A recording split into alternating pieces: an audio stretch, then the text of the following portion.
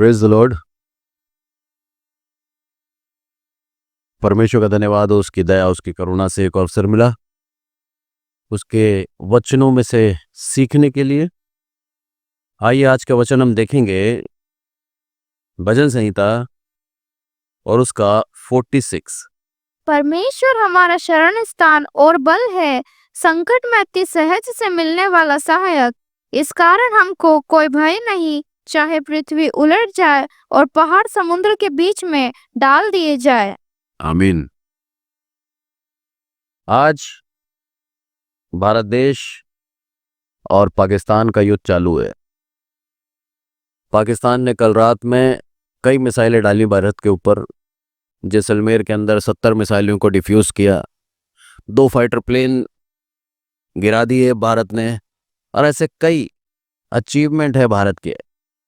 और उसके बावजूद भी अभी जस्ट मैं न्यूज़ देख रहा था, चंदी परिस्थिति ऐसी है भय की, ऐसी परिस्थिति कि जहां पर कभी भी बम गिर सकता है, और जो रेड अलर्ट जोन है, जो बॉर्डर के पास जगह हैं, वहां के लोग बहुत ज्यादा भयभीत हैं। ऐसे में जब एक भय की स्थिति है, ऐसे में जब समझाया जा रहा है भारत देश के निवासियों को कि जब भी तुम सायरन का आवाज सुनो तो तुम शरण लेने के लिए बंकरों में या शरण स्थानों में चले जाया करो। आज हमारा शरण स्थान क्या है, आज हम उसके ऊपर बात करेंगे। हम मसीह है, प्रभु ने हमें चुना, प्रभु ने हमें उद्धार देने के लिए चुना। प्रभु चाहता है हम कि परमेश्वर की इच्छा के अनुसार चले, और प्रभु साथ में यह भी चाहता है कि हमारे अंदर भय नहीं हो। अगर ये युद्ध बढ़ता है, परिस्थितियां और विपरीत होंगी, भारत देश की इकोनॉमी डाउन जाएगी। आप जान लीजिए, एक मिसाइल को डिफ्यूज करने में करोड़ों रुपए लगते हैं, अरबों रुपए का कल रात में आग जल चुकी है, और भारत देश और पाकिस्तान अरबों रुपए जला रहा है। गलती पाकिस्तान की है, भारत देश हमारे देश की सुरक्षा कर रहा है। पर इसके अंदर मरता कौन है? एक आम इंसान, जिसके पास खाने के लिए सीमित पर्याप्त भोजन है, जिसके पास स्टोर करने के लिए ज्यादा पैसा नहीं है, 1 साल का राशन नहीं खरीद सकता, आर्थिक तंगी है। और जब ये अगर तनाव बढ़ता है तो चीजें और महंगी हो जाएगी। ऐसे में हम क्या करें? क्या हम उस परिस्थिति को लेकर आज से चिंतित रहें, या मेरा प्रभु क्या कह रहा है यहां पर? भय मत खा, मैं तेरा बल हूं। हर एक मसीह जो मुझे सुनता है यहां पर और जो ऑनलाइन सुनता है, हर एक मसीह भयभीत ना हो। मेरा प्रभु हमारा शरण स्थान है, मेरा प्रभु हमारे साथ है। वो कहता है मैं तुझे कभी नहीं छोड़ूंगा। उसका पवित्र आत्मा कहता है मैं तुझे कभी अनाथ नहीं छोड़ूंगा। वो हमारे साथ ही है, उसको हमारी चिंता हमसे ज्यादा है। भजन संहिता के अंदर लिखा है, क्या जिसने कान दिए क्या वो आप नहीं सुनता? जिसने तुझे समझ दी क्या आप नहीं समझता? वो जानता है हमारी परिस्थिति, हमारी आवश्यकताओं को जानता है, हमारी हर एक बातों को पहले से ही उसने लिख रखा है, हमारे भविष्य को लिख रखा है।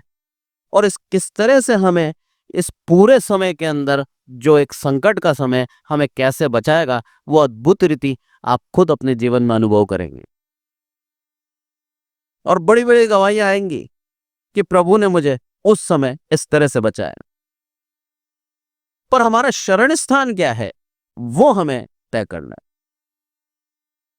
आज स्कूलों के अंदर मॉक ड्रिल हो रही है, सिखाया जा रहा है बच्चों को, जैसे सायरन की आवाज आए आपको गेट बंद करके बेंचों के नीचे घुस जाना है, और ऐसे कमरों में जाओ जहां पर खिड़की ना हो, एक ऐसे गुप्त स्थान में चले जाओ।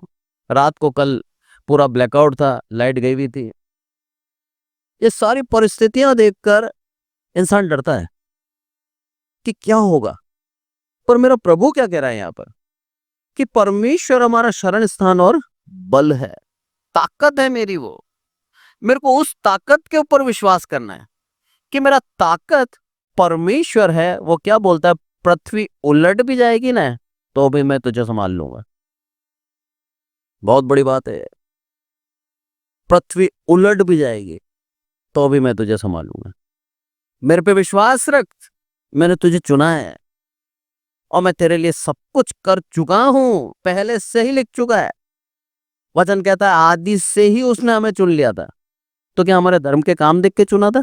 नहीं, हम पर दया करके उसने हमें चुना था और चुनकर उसने हमको स्वर्ग राज्य के लिए रख दिया है ताकि हम स्वर्ग राज्य जा सकें। और प्रभु यहां पर बोल रहा है बस विश्वास रख मेरे पर कि तेरा शरण स्थान में हूं। अब शरण स्थान, उस शरण स्थान में जाने के लिए हमें क्या चाहिए? द्वार चाहिए, दरवाजा चाहिए। दरवाजे के विषय में देखते हैं हम, फिर दोबारा इसमें आएंगे। यजकेल निकालें आप, यजकेल उसका 41 का 23 से 26 तक पढ़े। मंदिर और पवित्र स्थान के द्वारों के दो दो किवाड़ थे और हर एक किवाड़ में दो दो मुड़ने वाले पल्ले थे। हर एक किवाड़ के लिए दो दो पल्ले, जैसे मंदिर की दीवारों में करूब और खजूर के पेड़ खुदे हुए थे वैसे ही उसके किवाड़ों में भी थे। और ओसारे की बाहरी और लकड़ी की मोटी मोटी धरने थी। ओसारे के दोनों ओर झिलमिलीदार खिड़कियां थी और खजूर के पेड़ खुदे थे और भवन की बाहरी कोठरियों और मोटी मोटी धरने भी थी। आमीन। ये दो किवाड़ों के विषय में बताया है जो मंदिर और पवित्र स्थान के बीच में थे। यानी कि एक स्थान तक तो एक आम इंसान जा सकता था पर परम पवित्रता तक आम इंसान नहीं जा सकता था। और दोनों दीवार दोनों तरफ खुलते थे, दो दो पल्ले थे। ये चीज उस समय थी जब प्रभु यीशु मसीह नहीं आए थे। और प्रभु यीशु मसीह के आने से पूर्व सिर्फ और सिर्फ परम पवित्र स्थान में महायाजक को जाने की अनुमति थी। और महायाजक जाता था और साल में एक बार सबके प्रायश्चित के लिए परमेश्वर से आग्रह करता था, परमेश्वर से विनती करता था और परमेश्वर उनके सारे पापों को क्षमा कर देता। फिर वो उनका परमेश्वर उनका संबंध अच्छा हो जाता था। फिर परमेश्वर उनकी रक्षा करने लग जाता था। फिर परमेश्वर उनका बल बन जाता था। फिर परमेश्वर उनका शरण स्थान बन जाता था। करना क्या था? उस पाप को, उस दूरी को दूर करना था। आज महायाजक प्रभु यीशु मसीह इस दुनिया में आए और प्रभु यीशु मसीह ने एक महायाजक के रूप में मलकीसिदक की रीति पर उसने सबके पापों को उठा लिया। आज वो परम पवित्र स्थान के अंदर सिर्फ महायाजक नहीं जा रहा है, आज हम भी जा रहे हैं। हमारे अंदर वो पवित्र आत्मा दे दी ताकि हम डायरेक्ट प्रभु यीशु मसीह के सामने आकर उससे मांगे और माफी मांगे। जैसे हम उसके सामने आ जाते हैं हमारे वो सारे गुनाह, सारे पाप मेरा प्रभु क्षमा कर देता है, क्योंकि 2000 साल पहले कर चुका है। अभी तो सिर्फ हमें अंगीकार करना है, क्षमा तो हम पहले ही प्राप्त कर चुके हैं। जैसे ही हम उसके करीब आ जाते हैं वो हमारा शरण स्थान और बल हो जाता है। उसका एक तरीका, एक नियम है। हर किसी की शरण नहीं है वो, हर किसी का बल नहीं है वो, हर किसी के लिए शरण स्थान नहीं है।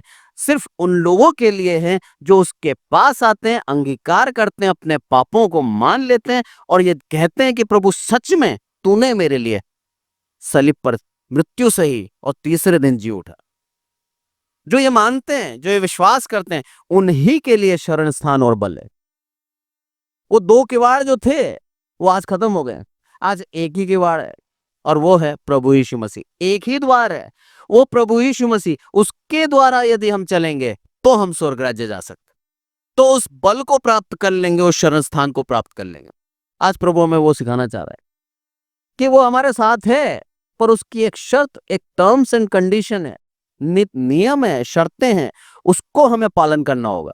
हम अपने अधर्म में जिए जा रहे हैं, हम गुनाहों में जिए जा रहे हैं और प्रभु को बोलते हैं कि तू मेरा शरण है, तो वो नहीं है। प्रभु चाहता है हम पवित्र बने। उसके करीब आने के लिए यहाँ पर रिवाज था, याजक को पूर्ण रूप से महायाजक को पवित्र होना पड़ता था। और महायाजक जब जाता था उसके पैर में एक सांकल, एक चेन बंधी होती थी। यदि वो गिर गया, अपवित्रता से मर गया, तो दूसरा उसको अंदर जाके नहीं लाएगा, उस सांकल से खींच के उसे बाहर निकालेगा।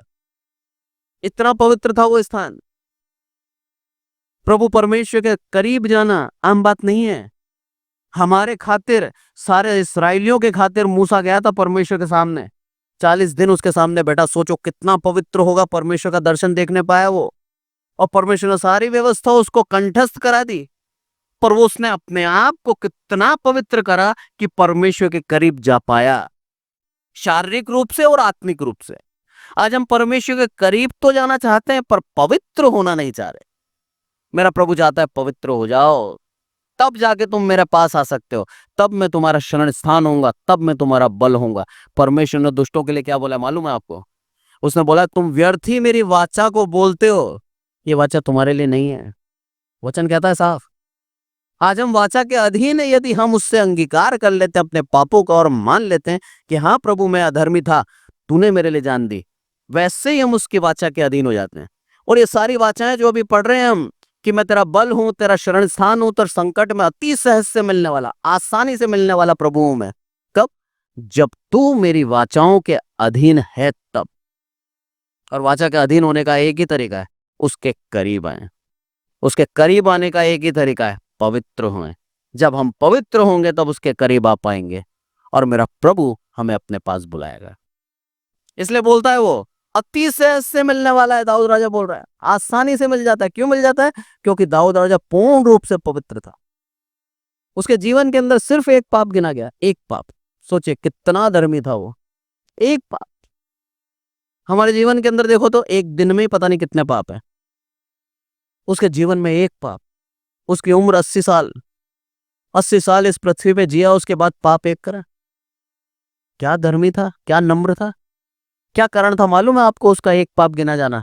ऐसा नहीं कि उसने जीवन में एक ही पाप किया, हर पाप की क्षमा उसने मांग ली, बस एक पाप की क्षमा नहीं मांगी थी। जैसे हम पापों की क्षमा मांगते हैं वो मेरा प्रभु क्षमा कर देता है, देखता नहीं उन पापों को, पीछे कर देता है। पर एक पाप जो उसने उसके पति का खून करा था और उस पत्नी को रख लिया था, उस कारण से उसके अंदर वो पाप गिना गया। मनुष्य है, गलतियां होती हैं, पर हमारी मनुष्यता, हम सांसारिकता के अंदर हम उसकी क्षमा मेरे परमेश्वर से मांग लें। जैसे ही मांगेंगे आपके सारे गुनाह क्षमा कर देगा। वचन कहता है अर्गवानी रंग के भी होंगे ना, एकदम लाल, एकदम साफ सफेद कर देगा, एक छींटा नहीं दिखेगा आपके अंदर। फिर जाके वो आपका बल और शरण स्थान और सारी वाचाएं आपके ऊपर पूरी होगी। उससे पहले हमें उसके करीब आना है। दोबारा पढ़ें आप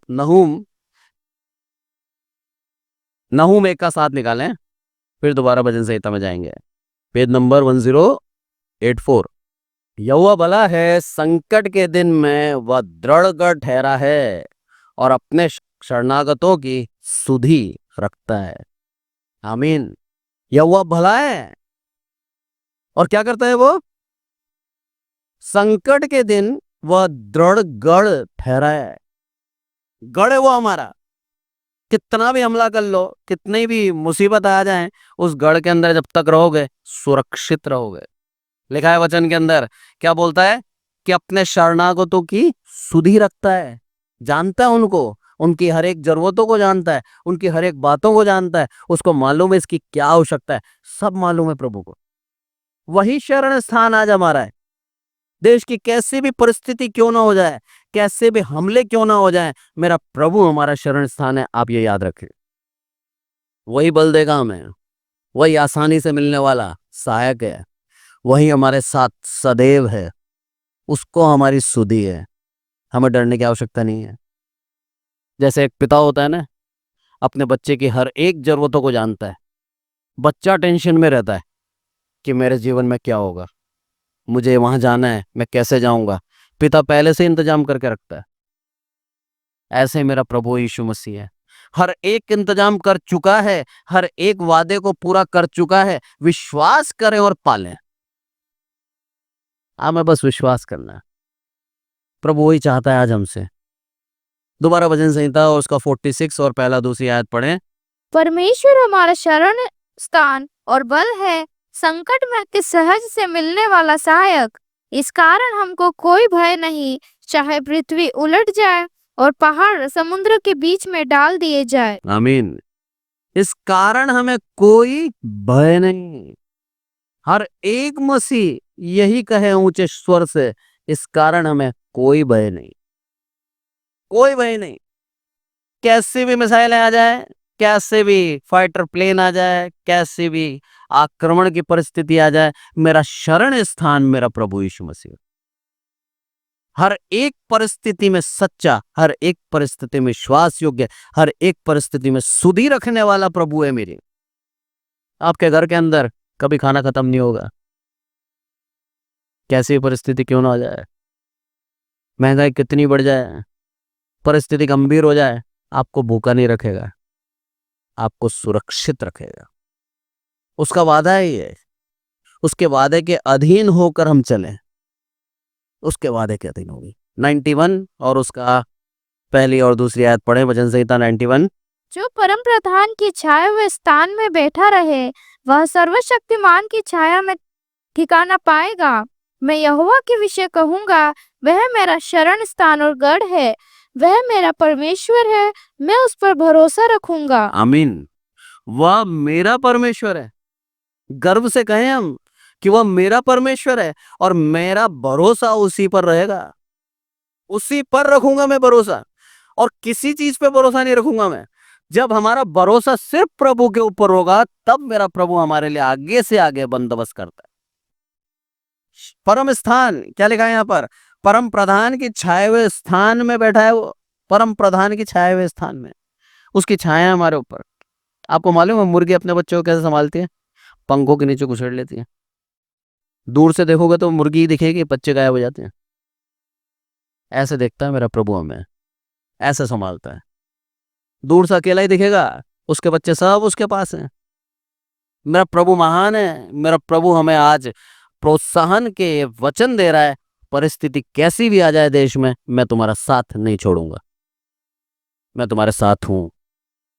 प्रभु हमारे साथ है, हर एक विश्वासी के साथ है, हर एक परमेश्वर के दास के साथ है, हर एक परमेश्वर के ऊपर विश्वास रखने वाले धर्मी व्यक्ति के साथ है। वो वही उसका शरण स्थान है, वही उसका बल है, और जो ये मानता है उसको अंदर से भय नहीं आएगा। आमीन। नहीं है उसको भय, क्योंकि उसको मालूम है परमेश्वर उसकी ढाल है। एक उदाहरण से बताता हूं मैं, गोलियत और दाऊद। जब दाऊद गोलियत को मारने गया था, तब गोलियत चिल्ला उठा और बोलता है, मैंने तुमसे एक शूरवीर मांगा था और मेरे सामने तुमने बच्चा भेज दिया। चिढ़ गया था वो, काफी दिनों से चिल्ला रहा था, लगभग 40 दिन से चिल्ला रहा था, आओ लड़ो, आओ लड़ो, कोई नहीं आया। उसके बाद प्रभु ने एक बच्चे को भेज दिया, झुंझुला गया। जब एक योद्धा के सामने शूरवीर नहीं आए तो उस योद्धा का अपमान होता है। ये वो एक बहुत बड़ा योद्धा था, शूरवीर था, कद में भी ऊंचा था और शस्त्र चलाने का हुनर भी था उसके अंदर।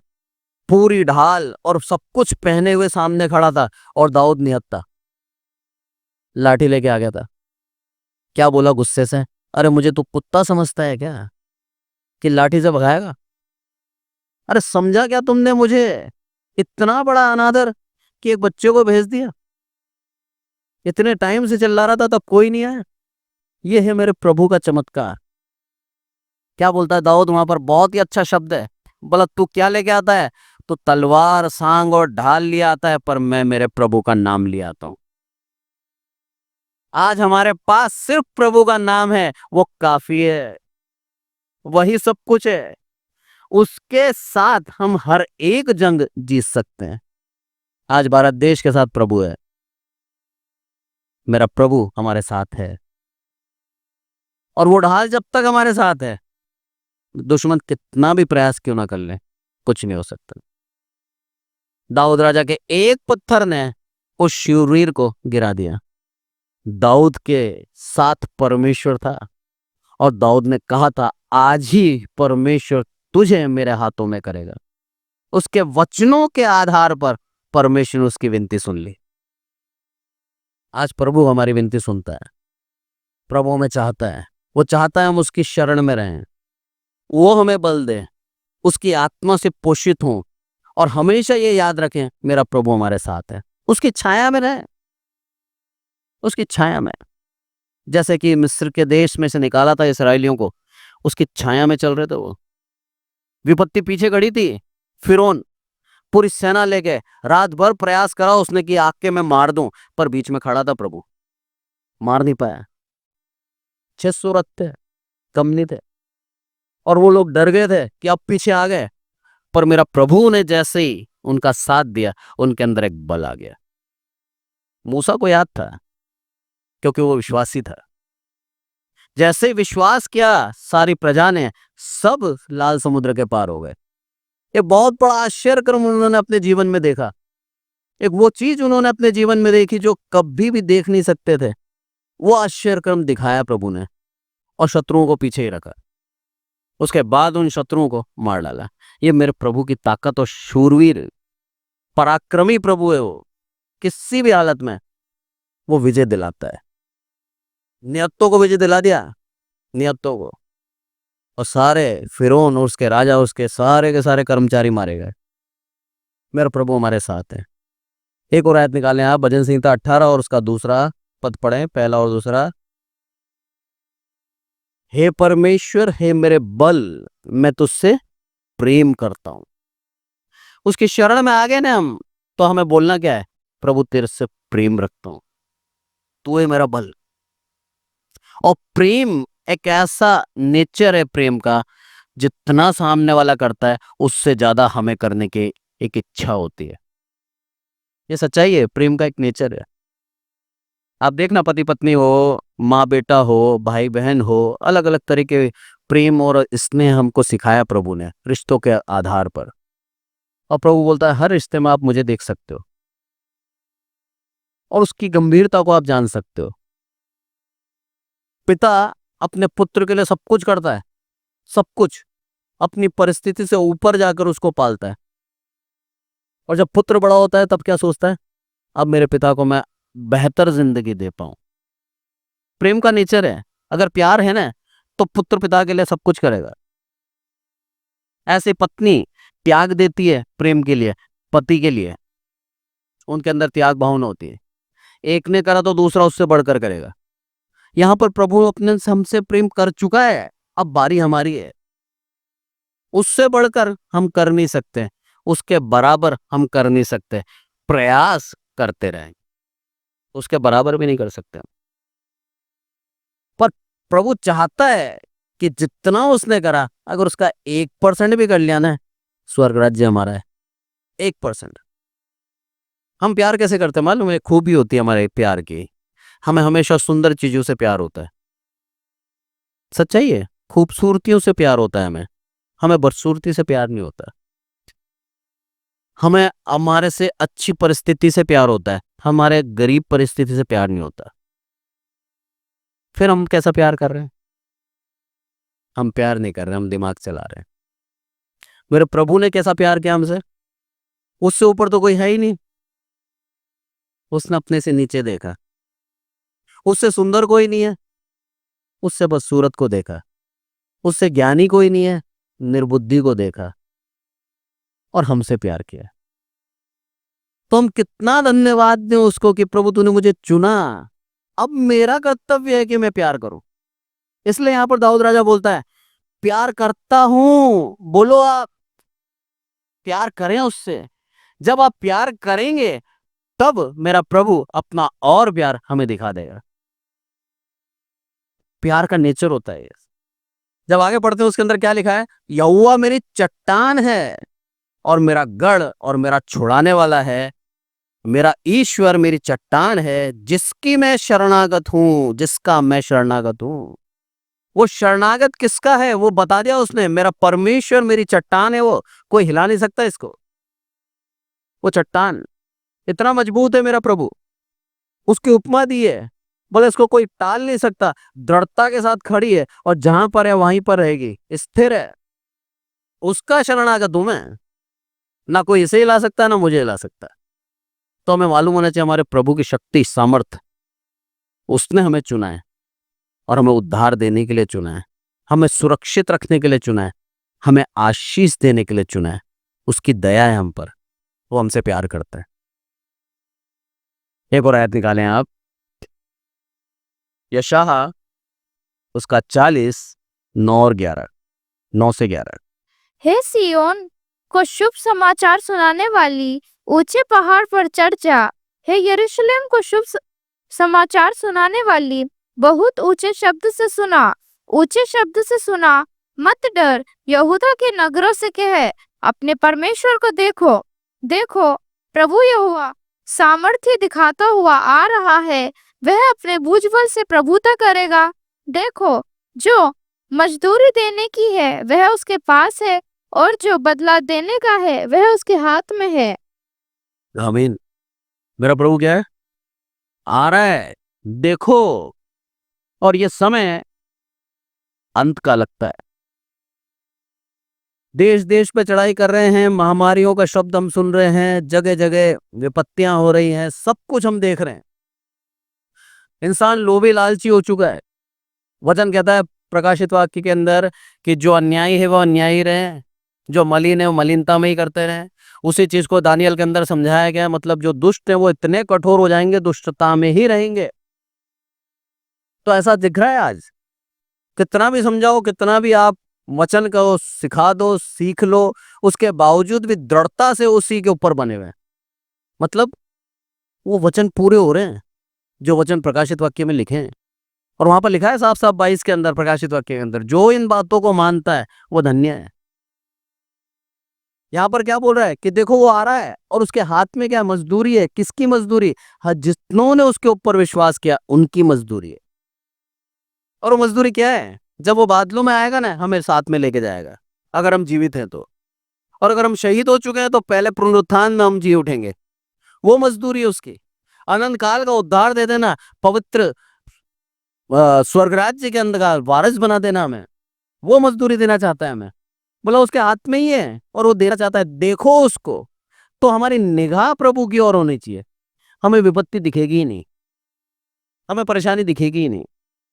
जैसा मैंने आपको पहले बताया था, मैं कुछ समय पहले आ रहा था तो एक धूप के अंदर छोटा सा बच्चा 6 महीने का होगा, अपनी माँ से चटा हुआ, धूप चिलचिलाती हुई, लू चल रही, उस माँ के ऊपर ही उसका ध्यान है बच्चे का। बच्चा इधर उधर देख ही नहीं रहा और सो रहा। हम ऐसी धूप के अंदर नहीं सो सकते, पर उसको शांति है कि मेरी माँ मेरे पास है। वो 6 महीने के बच्चे ने मुझे सीख दे दी कि यदि हमारी निगाह प्रभु की ओर होगी ना, हमें परिस्थितियों के ऊपर ध्यान जाएगा ही नहीं, देखेंगे ही नहीं परिस्थितियों को हम। कैसी भी विपरीत परिस्थिति हो, हर एक जगह हमें शांति और सुकून होगा, क्योंकि हमारी निगाह प्रभु की ओर है। वो छोटे बच्चे से सीख मिली। प्रभु हमें सिखाता है हर एक चीज से, यदि हम सीखना चाहें तो। प्रभु चाहता है हमारी निगाह सिर्फ उसकी ओर हो। यहाँ वचन कहता है देखो वो आ रहा है और उसके हाथ में मजदूरी है। क्या आप मजदूरी लेने के लिए आज तैयार हैं? सवाल वो है। या आज भी हमें थोड़ा और समय चाहिए? यह अनुग्रह का समय चल रहा है, इसलिए इसी समय मन फिरा के बदल जाए और अपने जीवन के अंदर अधर्मों को छोड़कर पवित्रता के साथ उस फाटक के अंदर प्रवेश होकर स्वर्ग राज्य के वारिस हो जाएं। जो पहले 2 थे हमने देखे, आज 1 है। पहले आम लोगों के लिए बाहर तक ही था मंदिर, परम पवित्र में तो सिर्फ महायाजक जाता था। आज हमें अवसर है प्रभु यीशु मसीह के द्वारा उस परमेश्वर तक जाने का। और वो परमेश्वर हमें बोलता है मेरे पास आ, ते मेरी छाया में बैठ, मैं तेरे शरण स्थान हूं, मैं तेरा बल हूं। उस प्रभु के पास हम रहे। अंत में एक और आयत देखेंगे हम, दूसरा थिस्सलुनीकियों 3:3 निकालें। परंतु प्रभु सच्चा है, वह तुम्हें दृढ़ता से स्थिर करेगा और उस दुष्ट से सुरक्षित रखेगा। परंतु प्रभु क्या है? सच्चा है। ये चीज हमें मालूम है। मेरा प्रभु जिसकी शरण स्थान है हम, वो सच्चा है। और क्या लिखा है? दृढ़ता से दृढ़ रखेगा। तुम्हें घबराने की डर नहीं है। दृढ़, एकदम स्थिर। एक पिलर को जब लगाते हैं ना, तो उसकी फाउंडेशन बनाना बहुत जरूरी होती है। अगर उसकी फाउंडेशन अच्छी नहीं है तो पिलर टिकेगा नहीं। भले ऊपर कितना भी अच्छा पत्थर लगा रखा हो आपने, पर उसकी नींव अच्छी होनी चाहिए। आज मेरा प्रभु बोल रहा है तुम्हें दृढ़ता से दृढ़ कर दूंगा। मतलब वो फाउंडेशन हमारी मजबूत करेगा ताकि कोई भी हमें हिला नहीं सके। और वो फाउंडेशन मेरा प्रभु जानता है कैसे दृढ़ करनी है। उसको मालूम है प्रभु यीशु मसीह पे विश्वास करके अगर चलेंगे तो उसके लिए लिखा है वो चट्टान है, और चट्टान पे बनी हुई फाउंडेशन हिलती नहीं है। जैसे एरिया जहां पर हम रहते हैं, यहाँ पर ज्यादा नीचे नींव खोदने की आवश्यकता नहीं है, क्योंकि नीचे चट्टान ही चट्टान है, इसलिए यहाँ पर नींव कम खोदी जाती है। पर कई जगह ऐसी होती है जहां पर बालू और मिट्टी टाइप की होती है, वहां पर गहरी नींव खोदी जाती है, और उसके बाद नीचे कंक्रीट से उसकी बेस अच्छा बनाया जाता है, तब जाके उसके ऊपर पिलर खड़े होते हैं। मेरे प्रभु में सिखा रहा है तुम्हें दृढ़ कर दूंगा, मजबूत कर दूंगा। फिर चाहेगा शैतान तुम्हें घबरा देना, चाहेगा तुम्हें डरा देना, डरा नहीं पाएगा। मेरे प्रभु हमारे साथ। दोबारा पढ़ता हूं मैं। परंतु प्रभु सच्चा है, वह तुम्हें दृढ़ता से स्थिर करेगा, एक जगह स्थिर कर देगा, उखाड़ नहीं पाएगा शैतान तुम्हें, और उस दुष्ट से सुरक्षित रखेगा। वो दुष्ट शैतान जो हमें डराना चाहता है, खुद के ही हाथों से खुद के पैर काटने के लिए मजबूर करता है, उससे हमें सुरक्षित रखेगा। शैतान हमें उत्साहित करता है, हमें बोलता है कि तू खुद खुद कर। वो खुद नहीं करता हमारे जीवन में। आप देखना है अनुभव से। हवा से बोला कि तू फल खा, तू मरेगी नहीं, खुद ने तोड़ के नहीं दिया, उसने खुद ने तोड़ के खाया। कई जगह बाइबल के अंदर उदाहरण है, उकसाया और उसने कर दिया और फंस गया।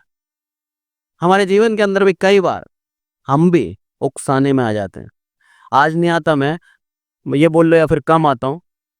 कॉलेज टाइम पे, स्कूल टाइम पे बहुत आता था, बहुत।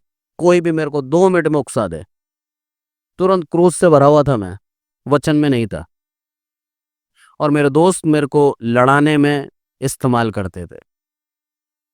सच्चाई है। 2 मिनट लगते थे, तुरंत उकसा देते थे, तुरंत गलती करवा देते थे।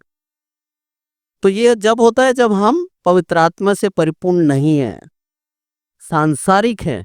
आप 2 मिनट में कोई भी आपको उकसा दे।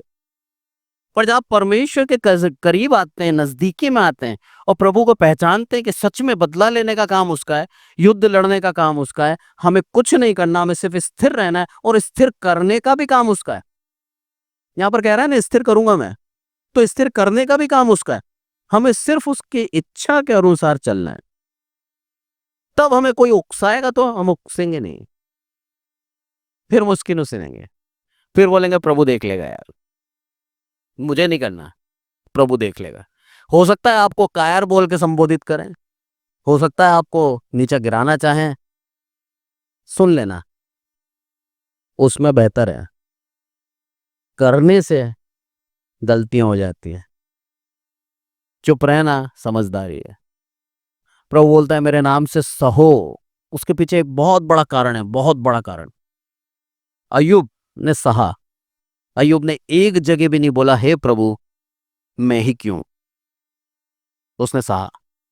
जब उसने सहा ने, तो शैतान हर बार आता था परमेश्वर के सामने और नीचा होकर जाता था।